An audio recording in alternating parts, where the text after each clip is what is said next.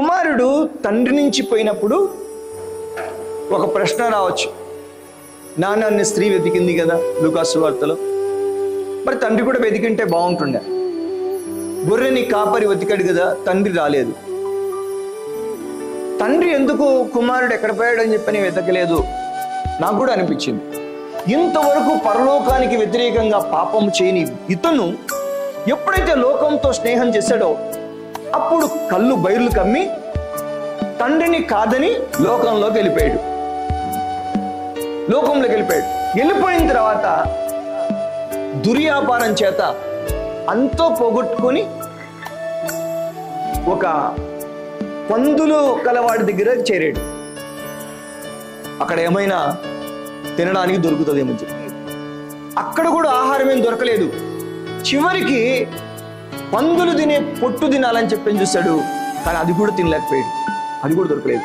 అప్పుడు ఆకలితో చచ్చిపోతున్నానని చెప్పని వాడికి జ్ఞానోదయం అయింది. అరే, ఇక్కడ పని చేస్తుంటే కూడా అన్నం దొరకడం లేదు. లోకం ఎంత కఠినం కదా. లోకంలో ప్రేమేం లేదు.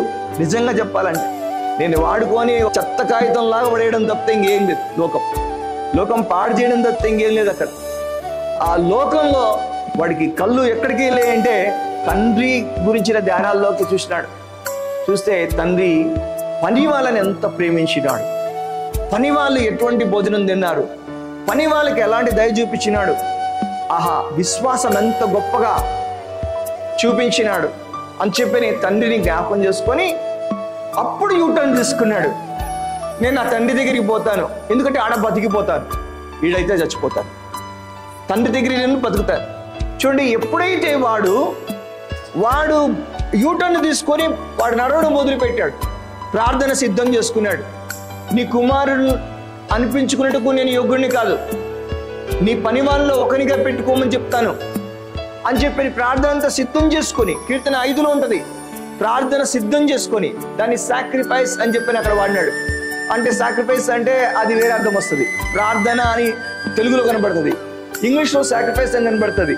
చూడండి, ఆ సాక్రిఫైస్ అంటే నన్ను నేను ఉపేక్షించుకోవడం, నన్ను నేను సమర్పించుకోవడం, నన్ను నేను ఇచ్చేసుకోవడం అనే భావన వస్తుంది. వాడు ప్రార్థన సిద్ధం చేసుకొని, కీర్తనకారుడు ఎట్లయితే పుదియైన దేవుని దగ్గరికి వెళ్ళడానికి ప్రార్థన సిద్ధం చేసుకుంటాడు, అలా ప్రార్థన సిద్ధం చేసుకొని వాడు ఇంకా అడుగులు వేస్తున్నప్పుడు వానికి ఒక దృశ్యం కనపడింది. అదేంటిదంటే ఎదురుగా వల్ల పరిగెత్తుకుంటూ వస్తున్నాడు. చూసారా, ఇదేంటి అని చెప్పి నేను ఆలోచించినప్పుడు నాకేమర్థమైందంటే, నేను లోకంలో ఉన్నప్పుడు నా దేవుని ప్రేమ నాకు అర్థం కాదు, నా దేవునికి అందనంత దూరంగా వెళ్ళిపోతాను. అందుకే యేసు ప్రభువు అంటే వాడు దూర దేశములకు ప్రయాణమే వెళ్ళాడని చెప్పాడు. దూరం అంటే తండ్రి కనుచూపుల్లో కూడా కనిపించినంత దూరం వెళ్ళిపోయినాడు అనమాట.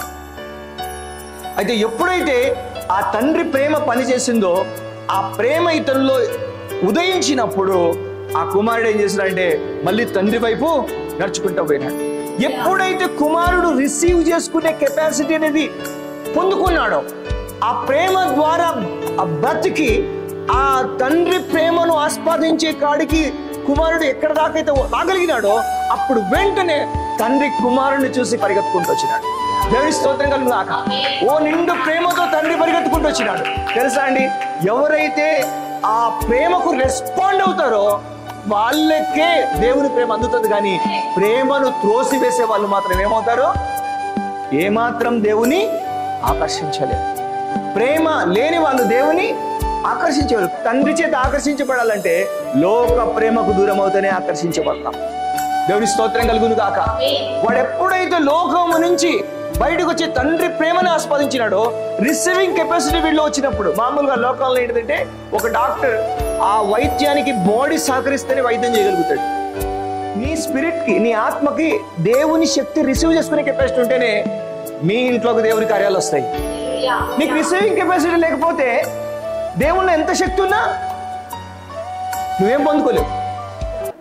కుప్పలు యేసయ్య మీద పడుతున్నారు. వాళ్ళు వచ్చింది, వాళ్ళ దగ్గరకు వచ్చింది, మీద పడింది యేసయ్య ద్వారా కార్యం పొందుకోవాలనే. ఒకవేళ కార్యం పొందుకోవాలని లేకపోతే ఎందుకు వస్తారు వాళ్ళు యేసయ్య దగ్గరికి? కానీ ఇంతమంది మీద పడుతుంటే ఎక్కడో పాదాల దగ్గర ఒక ఆమె ఉంది, నిలబడి కూడా లేదు, పాదాల దగ్గర ఎవరైనా తొక్కేస్తేమో పరిస్థితి ఏమవుతుందో. కానీ ఆమె మాత్రం ఆయన వస్త్రం చెంగు మాత్రం ముట్టుకొని రిసీవ్ చేసుకుంది కెపాసిటీ.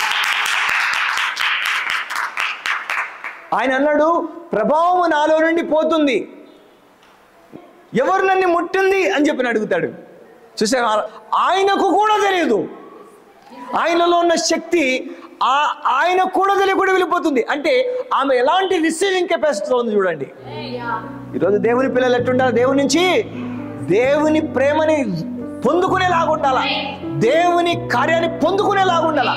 నీ దగ్గర రిసీవింగ్ లేకపోతే, నీ ఆత్మకు అలాంటి స్థితి లేకపోతే నువ్వు దేవుని నుంచి ఏమీ పొందలేవు. దేవుని ప్రేమించే వాళ్ళే దేవుని దగ్గర ఏదైనా పొందగలుగుతారు. లోకాన్ని ప్రేమిస్తూ దేవుని దగ్గర పొందాలంటే అది అయ్యే కథే కాదు, అయ్యే పని కాదు. నా బైబిల్లో ఎక్కడ ఒక్క వాక్యం చూడలేదు లోకాన్ని ప్రేమిస్తూ దేవుని దగ్గర ఏమీ పొందలేదు. లోకం ఏమీ ఇవ్వలేదు.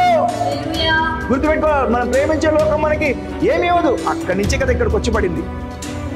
ఒక విస్తరు వాడిన తర్వాత ఎవరైనా ఆ విస్తరులు ఎవరైనా తింటారా? తినరు కదా. లోకం మనల్ని ఒక విస్తరులాగా చేస్తుంది. లోకం మనకి ఏమి ఇవ్వలేదు. కానీ మనం ఏది పొందాలన్నా కూడా మనం దేవుని దగ్గరే పొందగలుగుతాం. దేవుని ప్రేమిస్తే దేవుని శోధించేటువంటి వారు అయితే, దేవుని ప్రేమించినంత మాత్రమునే మనము ఒకవేళ దేవుని ఆ విధంగా ఆకర్షించగలిగితే, దేవునికి తన్ను ఇచ్చుకుంటే ఇక ఎంత దేవునికి ఆకర్షణగా ఉండగలుగుతాం చెప్పండి.